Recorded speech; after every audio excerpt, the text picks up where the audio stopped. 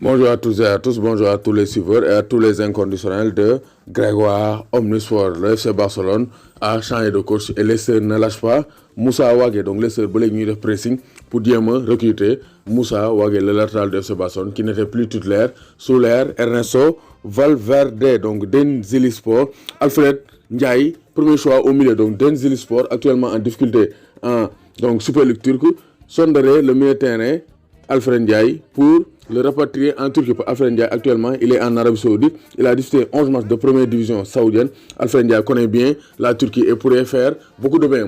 Dina mën a dimbali Denizli Sport ñu des première division turque. Donc Alfred Ndiaye pourrait revenir en Europe. Donc Trapani, donc le milieu terrain Koulibaly arrive. Donc nouvelle aventure en Série B pour Mamadou Koulibaly, qui est un jeune milieu terrain sénégalais né en 1999 et donc Udinese moo ko moom mais da ko àlloon.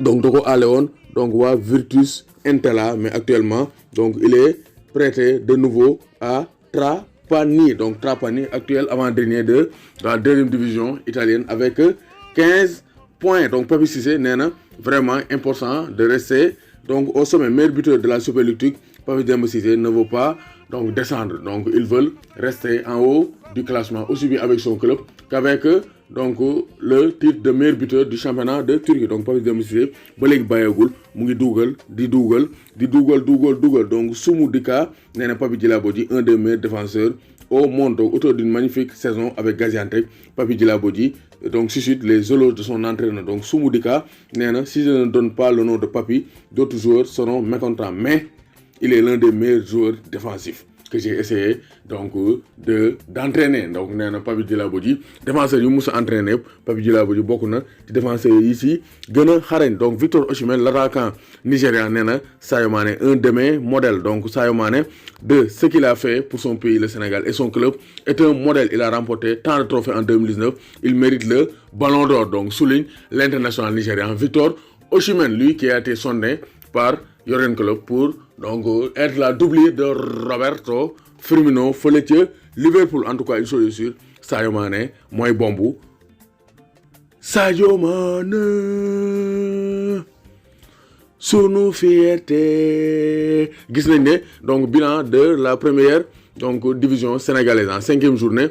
Victoire Teungueth FC enchaîné na, donc Teungueth FC enchaîne encore avec une 4e victoire en 5 journées. Donc les nuls ont été donc effectués, ont été réalisés par Snaps, NGB et Pikine. Donc Pikine, NGB, Snaps sont les rois des matchs nuls. Donc 3e match nul en 5 journées pour Niary Tally, Snaps. Donc ça fait beaucoup pour ces équipes qui donc stagnent au milieu du classement. Donc Casa Sport déjà fébrile à domicile. Donc les Ziguinchorois commencent à éprouver des difficultés à Aline Sitoé Diatta. Donc gis nañ ne pour la deuxième fois doon na leen Teungueth FC doon na leen battu 2-0 par Mbour Petite Côte. Donc le Casa Sport n'est plus maître chez lui. Donc les buts 2 pions, la meilleure stat. Donc gis nañ ne quand même Mbour Petite Côte avec sa victoire à l'extérieur moo joxe le meilleur score en 2-0 à l'extérieur.